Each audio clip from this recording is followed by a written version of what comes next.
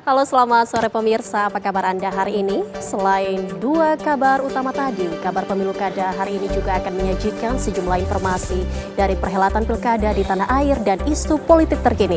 Bersama saya Prita Zega, segera kita mulai kabar pemilu kada selengkapnya untuk Anda.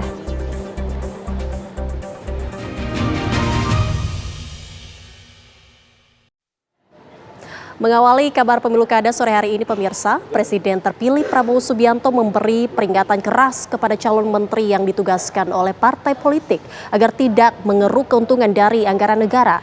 Peringatan ini juga telah disampaikan kepada ketua umum partai politik yang tergabung dalam pemerintahannya mendatang.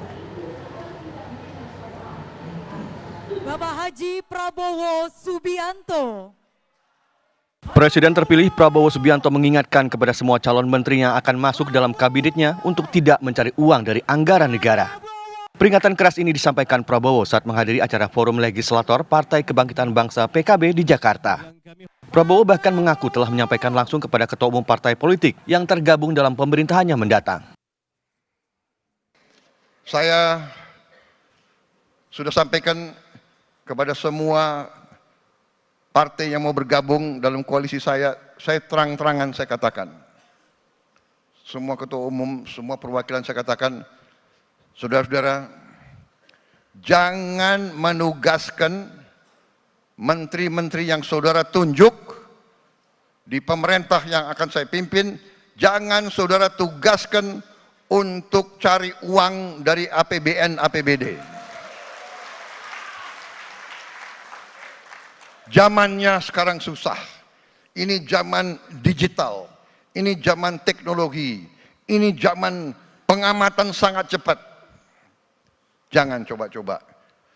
Tapi kita mengakui, kita dengan cara yang halal, dengan cara yang baik, kita mengerti setiap institusi, setiap organisasi, setiap partai politik pasti perlu uang. Pasti perlu sumber daya.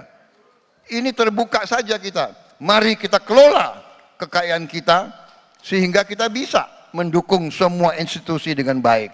Terang-terangan. Prabowo Subianto menyadari partai politik membutuhkan dana untuk bisa bergerak, namun tidak boleh dilakukan dengan cara-cara yang bertentangan dengan hukum. Dari Jakarta, tim TV One mengabarkan. Pada Bapak Jenderal TNI Purnawirawan. Presiden terpilih Prabowo Subianto meyakini Partai Kebangkitan Bangsa (PKB) akan kembali mendukungnya meski pada Pilpres 2024 lalu berbeda pilihan. Prabowo berkeinginan untuk menghimpun seluruh kekuatan bangsa untuk membangun Indonesia.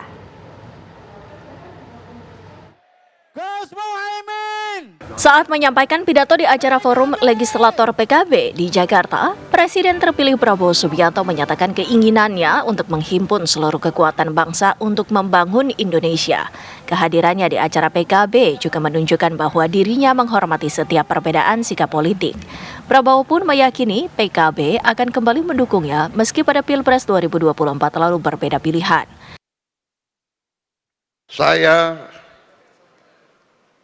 benar-benar gembira hari ini diundang oleh saudara-saudara karena itu yang saya inginkan. Saya ingin menghimpun seluruh kekuatan bangsa Indonesia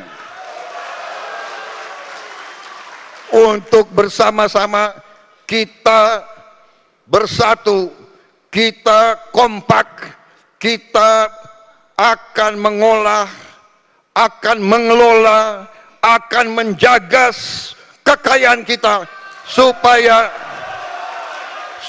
bisa dinikmati, dirasakan kebutuhan oleh rakyat kita, saudara sekalian. Walaupun dalam pemilihan yang lalu PKB mendukung yang lain, tapi saya mengatakan dari awal, saya yakin pada saatnya PKB akan kembali mendukung saya.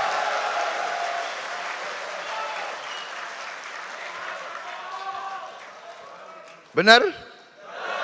Iya kan? Saya yakin bahwa PKB akan bersama saya membangun bangsa ini. Bahwa demokrasi Indonesia harus demokrasi yang khas, tidak usah kita ikut-ikut negara lain. Kalau sudah oposisi, musuhan. Ya kan? Kalau udah berbeda, nggak mau lihat-lihatan. Buktinya saya mau datang ke sini, ya kan? Prabowo mengajak semua pihak menghormati perbedaan yang ada dan mensyukurinya sebagai bagian dari keberagaman di Indonesia. Dari Jakarta, tim TV One mengabarkan. Presiden terpilih Prabowo Subianto menjawab kritikan yang dialamatkan kepadanya soal susunan kabinet gemuk yang akan dibentuknya. Tak hanya menyusun kabinet yang gemuk, Prabowo juga mengaku jika kabinetnya akan diisi oleh sejumlah nama yang ada di kabinet Presiden Jokowi. Bahkan santer terdengar jika PDIP akan masuk ke dalam kabinetnya.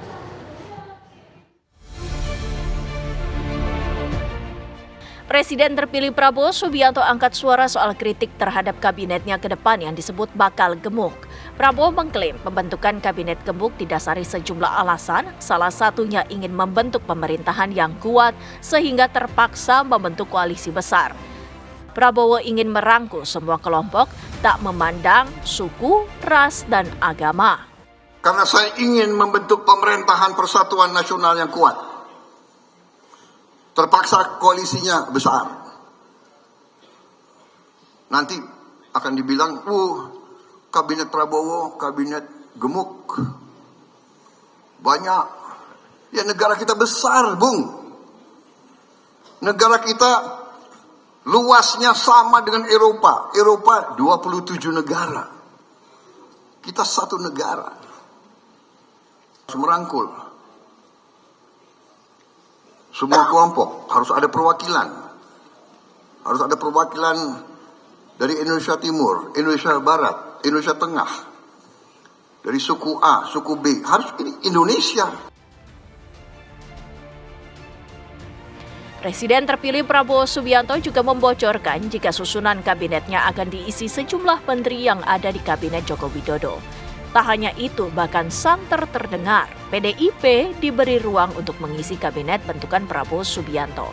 Menanggapi hal tersebut, politikus PDI Perjuangan Ruhut Sitompul mengaku tawaran itu tergantung dari keputusan Ketua Umum PDIP Megawati Soekarnoputri. Kami sebagai kader semua tegak lurus. Gimana Bu Mega? Inilah kelebihan partai kami. Kami tegak lurus sama Bu Mega. Tergantung Ibu Ketua Umum ya. Dua. Saya anggap walaupun belum dilantik, apapun kita mesti akui Pak Prabowo Presiden itu sudah terpilih. presiden. Presiden terpilih. Jadi dua tokoh, ya, Ibu Mega Profesor Dr. Haja Megawati Soekarno Putri dan Presiden Republik Indonesia tadi yang kelima, ini yang kedelapan, Jenderal Bintang 4 Prabowo. Analisis politik Henry Satrio menilai ada dua skenario PDI Perjuangan masuk dalam kabinet Prabowo Gibran. Salah satu skenario tersebut adalah adanya menteri yang di-endorse oleh PDI Perjuangan sehingga masuknya bukan dari kader PDIP. Saya melihatnya ada dua skenario ya. Jadi yang pertama mungkin ada menteri yang di-endorse PDI Perjuangan. Jadi masuknya nggak komplit gitu ya. Dan seperti terlihat masih ada kekuatan di luar pemerintahan gitu. Ini seperti yang dijalankan oleh Pak Taufik Kemas waktu jadi ketua MPR, waktu itu presidennya Pak SBY, itu Pak Taufik Kemas bisa tuh menjembatani. Nah sekarang kan ketua DPR-nya anaknya gitu ya, mungkin juga bisa menjembatani. Yang kedua ya memang masuk semua, kan Pak Prabowo pernah mengatakan ya, kalau nggak mau dirangkul, ya silakan nonton tapi jangan ganggu gitu. Artinya memang dia ingin banget tuh merangkul semua kekuatan untuk menjadi Bersatu satu. ya. Mewujudkan Indonesia yang lebih baik, bahasanya dia begitu tuh kan. Hingga kini PDI Perjuangan menjadi satu-satunya partai pemilik kursi di parlemen yang belum menyatakan sikap berbeda atau tidak di barisan pendukung Prabowo Gibran. Akankah PDI Perjuangan bergabung dengan koalisi Prabowo dan menempatkan kader-kadernya di kabinet? Tim TV One mengabarkan. Pemirsa, informasi menarik lainnya kami hadirkan sesaat lagi. Usai berikut ini tetaplah bersama kami. Anda kembali menyaksikan kabar pemilu kada. Pemirsa, calon gubernur Jakarta nomor urut 1, Ridwan Kamil melakukan kunjungan ke komunitas agama HKBP. Kunjungan ini dilakukan atas dasar toleransi yang ingin terus dijunjung tinggi oleh Ridwan Kamil. HKBP yang diwakili oleh Pendeta Bernard Manik menerima kunjungan dengan hangat. Ia berharap bahwa masyarakat heterogen di Jakarta bisa diperlakukan dengan adil. Pendeta Bernard juga berharap agar seluruh elemen masyarakat bisa dihargai serta dianggap menjadi bagian bangsa. Ridwan Kamil mengingatkan bahwa seluruh hal yang ada di bangsa ini harus dikaitkan pada Pancasila, termasuk keadilan pada sila kelima dan keutuhan pada sila pertama.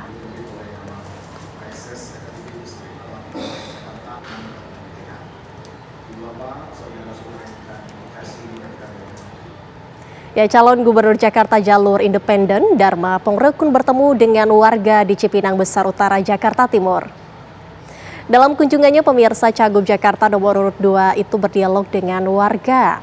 Dharma tampak berbincang dengan warga mulai dari tukang sayur, tukang gorengan, dan penjual bahan material.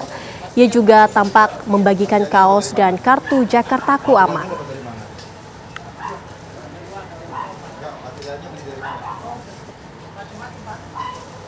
Saya ingin tahu apa persoalan yang Bapak keluhkan selama ini. Bergeser ke calon gubernur Jakarta nomor urut 3, Pramono Anung hari ini melanjutkan kampanye dengan belusukan ke kawasan Kali Sunter Cipinang Melayu, Jakarta Timur. Dalam kampanye ini, Pramono melakukan dialog bersama warga mengenai banjir yang kerap terjadi selama musim hujan di sekitar area kali. Pramono mengaku dirinya sudah paham akan masalah yang dihadapi warga berbekal dari pengalaman mendampingi presiden sebelumnya. Dirinya juga mengaku dalam agenda kampanyenya akan sering turun ke lapangan untuk melihat langsung bagaimana keadaan warga.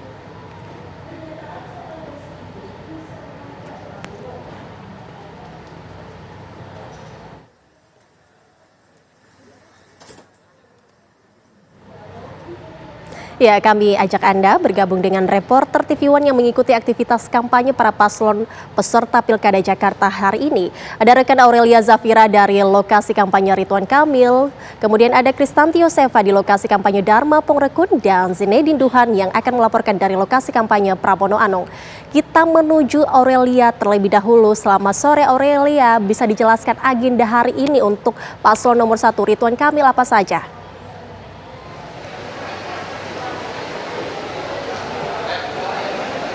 Ya, baik Zega dan juga pemirsa, benar sekali siang ini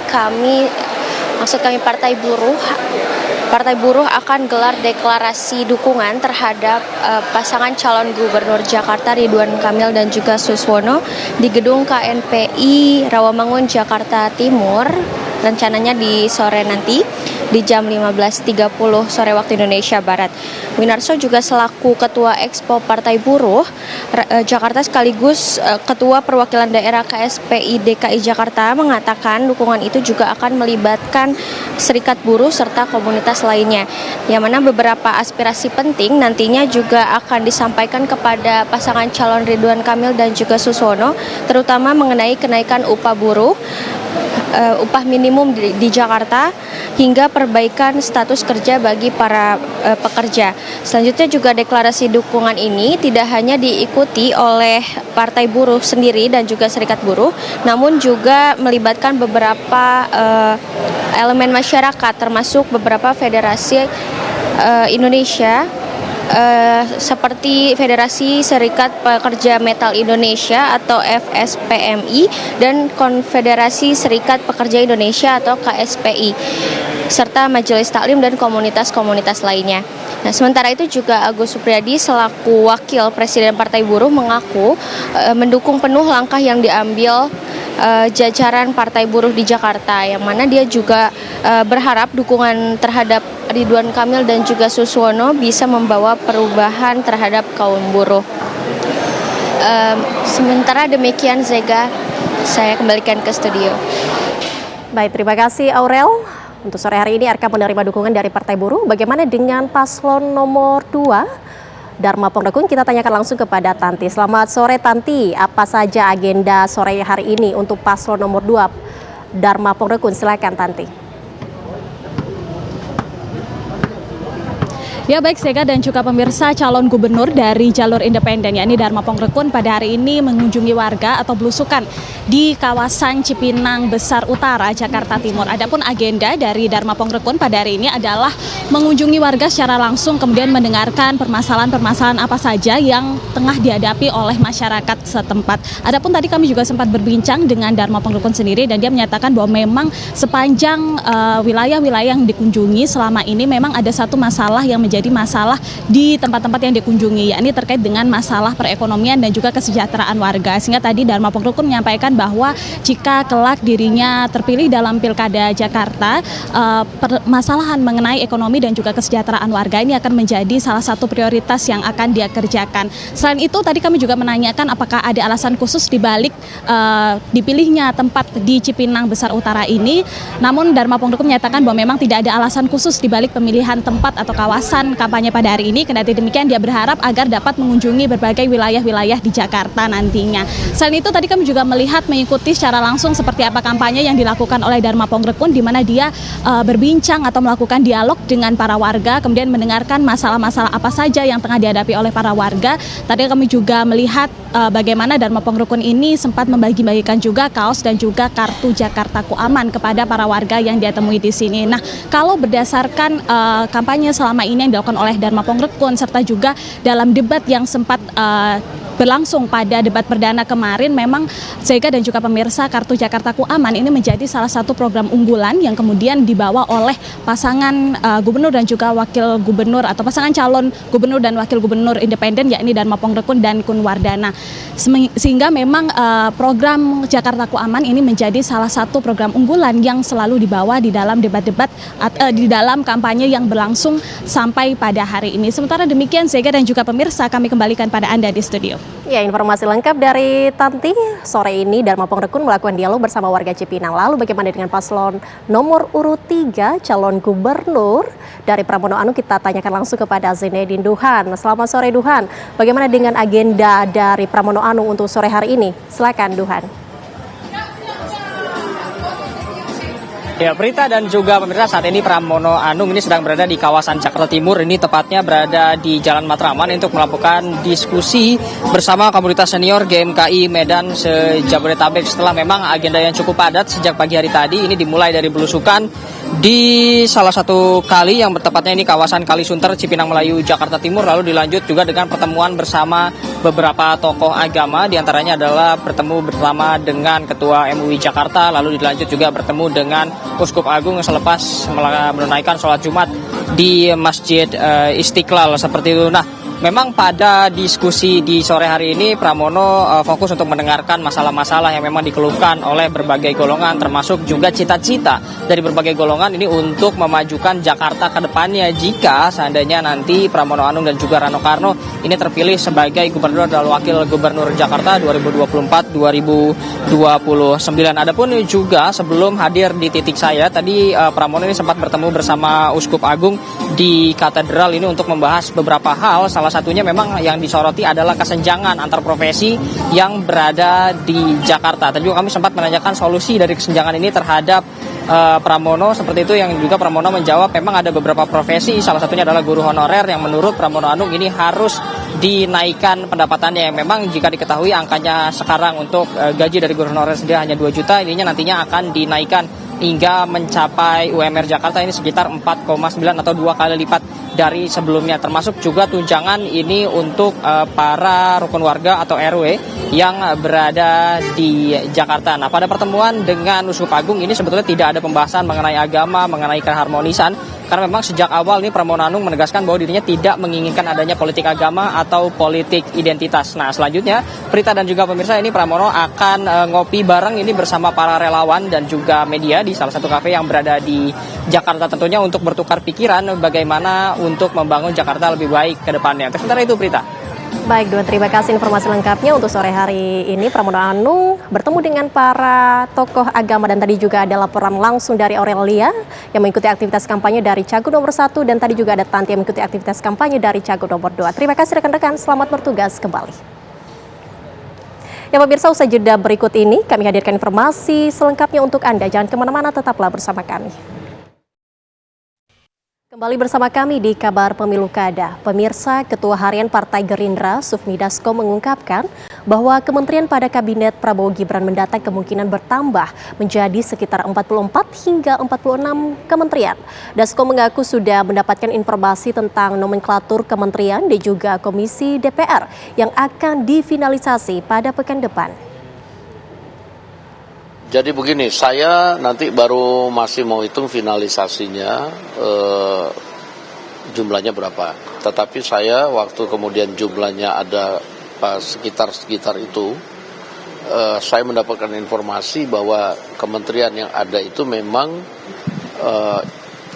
ingin mengoptimalkan fungsi kementerian yang sebaik-baiknya untuk kemudian bermanfaat buat rakyat, sekaligus kemudian berfokus pada kampanye dari Pak Prabowo, yaitu Hasacita dan 17 program aksi yang kemudian akan diimplementasikan kepada kementerian-kementerian baik yang existing maupun kemudian kementerian yang dipecah menjadi kementerian baru. Demikian. Itu jumlah komisi yang saat ini sedang digodok itu menyesuaikan dengan Iya, sementara komisi yang ada itu akan menyesuaikan dengan kementerian yang akan menjadi mitra. Nah, sehingga hari ini kita masih koordinasi dengan untuk finalisasi dengan juga calon pemerintahan yang baru.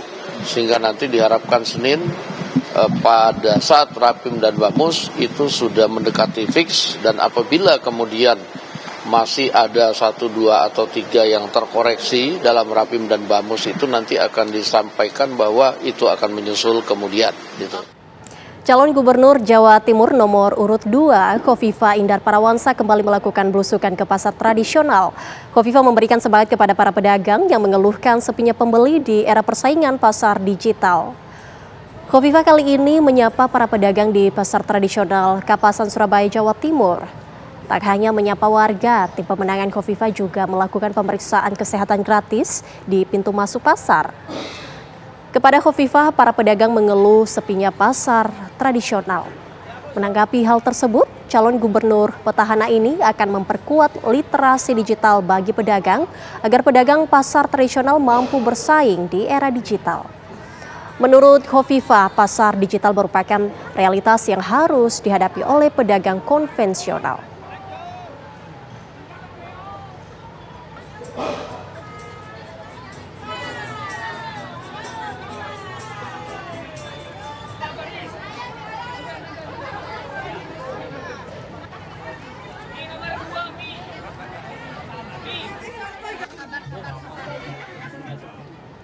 Ya, untuk mengetahui apa saja aktivitas kampanye para paslon di Pilkada Jawa Timur, kita bergabung dengan rekan Farah Manhila untuk melaporkan kampanye Khofifah Indar Parawansa. Selamat sore Farah, bagaimana agenda untuk Khofifah Indar Parawansa untuk sore hari ini? Silakan Farah. Iya, berita Zeka dan juga pemirsa, memang Khofifah Indar Parawansa, calon gubernur Jawa Timur nomor urut 2, ini sudah melakukan sejumlah agenda sejak pagi hari. Seperti yang sudah disampaikan sebelumnya bahwa sekitar pukul 7.30 Khofifah Indar Parawansa ini mengunjungi Pasar Kapasan, Surabaya. Pemirsa, kemudian dilanjutkan sekitar pukul 9.30 Khofifah ini mengunjungi atau belusukan ke Pasar Pabean di wilayah Surabaya Utara. Dan kemudian agenda dari Khofifah Indar Parawansa pada sore hari ini, pemirsa, sejak kurang lebih sekitar pukul 2 siang tadi ini Khofifah menghadiri pertemuan dengan para pemuka agama Kristen di Sidoarjo. Pertemuan yang digelar di wilayah Sidoarjo ini, pemirsa, tidak hanya dihadiri oleh para pemuka agama di wilayah Sidoarjo saja, tapi juga dihadiri oleh sekitar 350 orang perwakilan pendeta ataupun pemuka agama gereja Kristen di wilayah Jawa Timur. Tadi sejak pertama kali Khofifah Indar Parawansa datang, ini langsung diburu oleh para pemuka agama untuk bersuah foto bersama dan juga menyampaikan harapan dan juga aspirasinya terkait kondisi-kondisi para pemuka agama di wilayahnya masing-masing. Kehadiran Khofifah hari ini, pemirsa, di wilayah Sidoarjo tidak hanya untuk mendengar harapan, tapi juga untuk mendengar bagaimana rekomendasi dari para pemuka agama untuk menjalankan program-program Gubernur Jawa Timur jika Khofifah Indar Parawansa dan juga Emil Elistianto Dardak ini terpilih menjadi gubernur di periode berikutnya. Sejumlah pemuka agama tadi juga sudah menyampaikan bagaimana kondisi di wilayahnya masing-masing. Beberapa di antaranya ini pada tahun 2023 di era Gubernur Khofifah Indar Parawansa, sejumlah para pemuka agama ini pemirsa telah menerima bantuan atau berupa dana hibah untuk pembangunan rumah peribadatan di wilayah Jawa Timur. Namun memang ketika ditanya apakah semua wilayah di Jawa Timur ini sudah mendapatkan bantuan dana hibah, ini beberapa sejumlah pemuka agama ini menyampaikan bahwa tidak semua wilayah ini mendapatkan bantuan atau dana hibah untuk pembangunan rumah ibadah. Untuk itu pertemuan hari ini seluruh aspirasi dan juga harapan dari masing-masing pemuka agama ini disampaikan langsung kepada Khofifah Indar Parawansa. Harapannya agar tidak hanya mewujudkan kerukunan beragama di antar agama di wilayah masing-masing, tapi juga Khofifah bisa turut fokus terhadap pembangunan rumah peribadatan di wilayah Jawa Timur tanpa terkecuali. Tidak hanya di wilayah timur Jawa, tapi juga di wilayah barat dari wilayah Jawa Timur. Dan pemirsa, memang sampai saat ini Khofifah Indar Parawansa ini masih terus menyampaikan orasinya terhadap para pemuka agama di wilayah Jawa Timur. Berkaitan dengan Hari Kesehatan Mental, pemirsa, Khofifah ini juga menyampaikan bahwa pihaknya ini telah memiliki program khusus berupa program Mental Wellness dan Happiness Center yang akan difokuskan untuk anak-anak muda dan juga generasi muda yang memiliki atau yang beresiko tinggi memiliki gangguan kesehatan mental. Hal ini disampaikan kemarin pada saat agenda kampanye memperingati Hari Kesehatan Mental. Sementara pemirsa, berkaitan dengan persiapan debat pertama calon gubernur Jawa Timur yang akan digelar pada Jumat 18 Oktober 2024 yang mengangkat tema kebutuhan dasar dan kesejahteraan, ini Khofifah Indar Parawansa sebelumnya menyampaikan bahwa ia dan juga Emil Elistianto Dardak ini menyampaikan sudah siap dalam menghadapi debat pertama. Hal-hal yang dilakukan oleh Khofifah Indar Parawansa, beberapa di antaranya ini pemirsa adalah melakukan koordinasi yang intens dengan Emil Elistianto Dardak, kemudian juga menggali lagi data capaian program-program yang menurut Khofifah dan juga Emil ini adalah menjadi makanan sehari-hari, karena setiap harinya Khofifah maupun Emil ini terus melakukan update data kondisi terkini di wilayah Jawa Timur melalui mencakup sejumlah sektor baik pendidikan, kesehatan, kependudukan maupun kedaulatan pangan. Dan dalam debat pertama nantinya pemirsa, menurut Khofifah ini adalah momentum Khofifah Indar Parawansa dan juga Emil Elistianto Dardak untuk menyampaikan terima kasih, data para Manhila, selama 5 tahun ia menjabat. Demikian laporannya. kabar pilihan dari wilayah Jawa Timur. Selanjutnya Khofifah akan melakukan pertemuan terima secara kasih intens atas dan internal. laporannya, Farah. Selamat bertugas kembali, Farah. Terima kasih. Ya, pemirsa, rumah yang dihuni oleh salah seorang anggota tim pemenangan pasangan calon Bupati Tapanuli Tengah dirusak oleh orang tak dikenal. Informasi selengkapnya usai jeda berikut ini. Tetaplah bersama kami.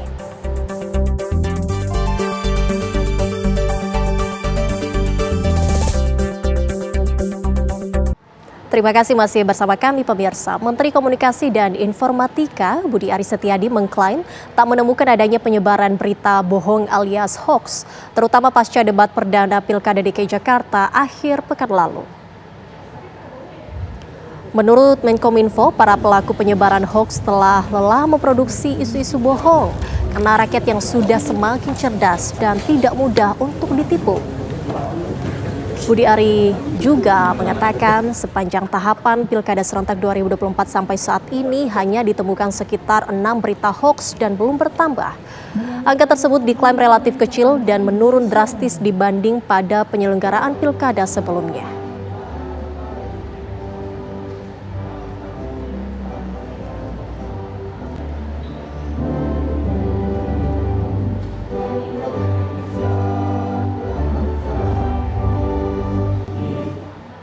Kita ke kabar lainnya pemirsa, rumah yang dihuni oleh salah seorang anggota tim pemenangan pasangan calon Bupati Tapanuli Tengah, Masinton Pasaribu Mahmud Effendi, dirusak oleh orang tak dikenal.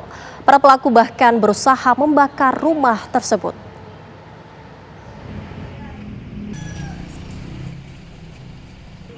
Rumah yang dihuni oleh salah seorang anggota tim pemenangan pasangan calon Bupati Tapanuli Tengah, Masinton Pasaribu Mahmud Effendi, dirusak oleh orang tak dikenal.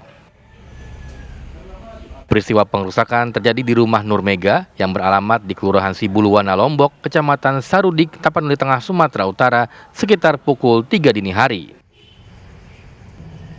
Nur Mega merupakan ibu dari Raju Firmanda Huta Galung yang merupakan salah seorang anggota tim pemenangan pasangan calon bupati dan wakil bupati Tapanuli Tengah Masinton Pasaribu dan Mahmud Effendi. Para pelaku bahkan berusaha membakar rumah tersebut. Menurut penghuni rumah, api sempat membakar tirai pintu kamar depan rumah. Beruntung penghuni rumah terbangun dan bisa langsung memadamkan api. Meski demikian, peristiwa tersebut membuat penghuni rumah trauma. Nur Mega pun langsung menangis di hadapan Masinton Pasaribu saat Cabup Tapanuli Tengah tersebut melihat kondisi rumahnya. Kedatangan Masinton merupakan bentuk keprihatinannya atas upaya pembakaran rumah salah satu anggota tim pemenangannya. Ia pun mendesak agar Polres Tapanuli Tengah dapat menangkap pelaku pengerusakan rumah tersebut.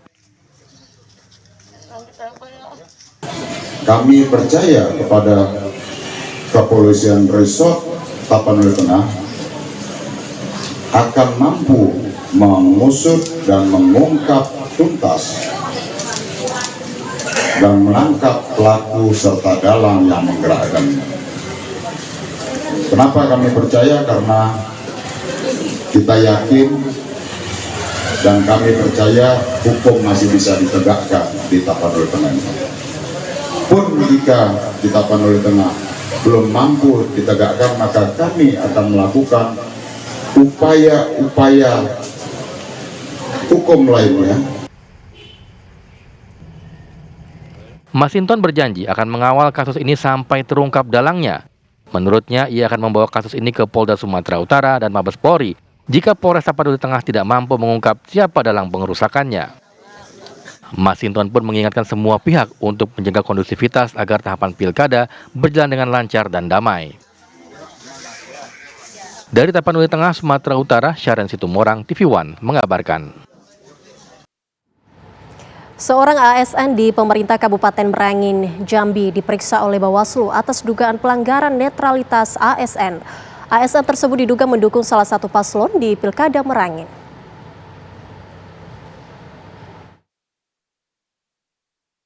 Beredar foto seorang ASN di Kabupaten Merangin, Jambi diduga tidak netral dalam pilkada.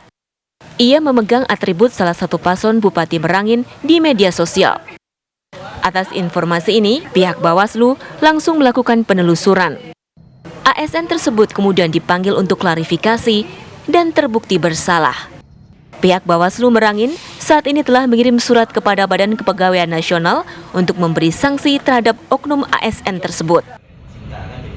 Setelah itu ditetapkan sebagai temuan, maka Bawaslu melakukan klarifikasi terhadap berbagai pihak, termasuk yang bersangkutan, bahwa dari hasil klarifikasi dan hasil kajian Bawaslu Kabupaten Merangin bahwa yang bersangkutan kami nyatakan terdapat unsur-unsur pelanggaran netralitas.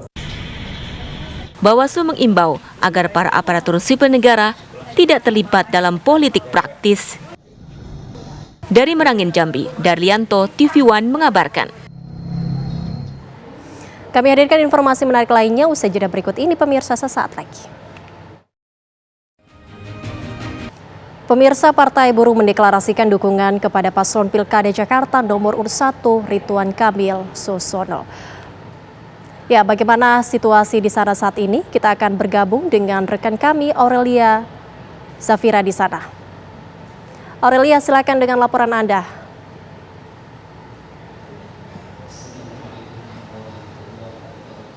Ya, siang Zega, hari ini benar sekali Partai Buruh itu menggelar deklarasi dukungan terhadap Ridwan Kamil dan juga Suswono, tepatnya di gedung KNPI Rawamangun, Jakarta Timur. Ridwan Kamil baru saja tiba di KNPI Jakarta Timur sekitar pukul 15.40 sore waktu Indonesia Barat. Yang mana juga Winarso selaku Ketua Exo Partai Buruh Jakarta sekaligus Ketua Perwakilan Daerah KSPI DKI Jakarta mengatakan dukungan tersebut juga akan melibatkan serikat buruh serta komunitas lainnya. Beberapa aspirasi penting nantinya akan disampaikan kepada Ridwan Kamil dan juga Suswono, terutama mengenai kenaikan upah minimum di DKI Jakarta hingga perbaikan status kerja bagi para pekerja.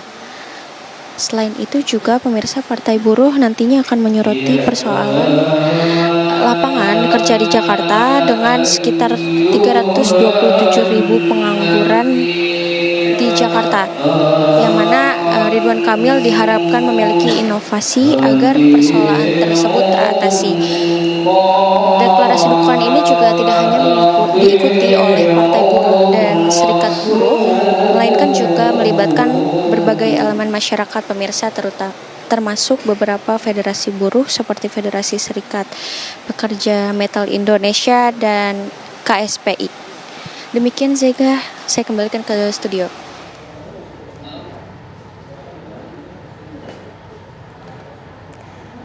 Ya pemirsa, informasi tadi mengakhiri perjumpaan kita di Kabar Pemilu Kada untuk sore hari ini. Sesaat lagi Anda juga akan menyaksikan Kabar Petang. Saya Prita Zega mewakili kru yang bertugas pamit undur diri. Terima kasih atas kebersamaan Anda dan sampai jumpa.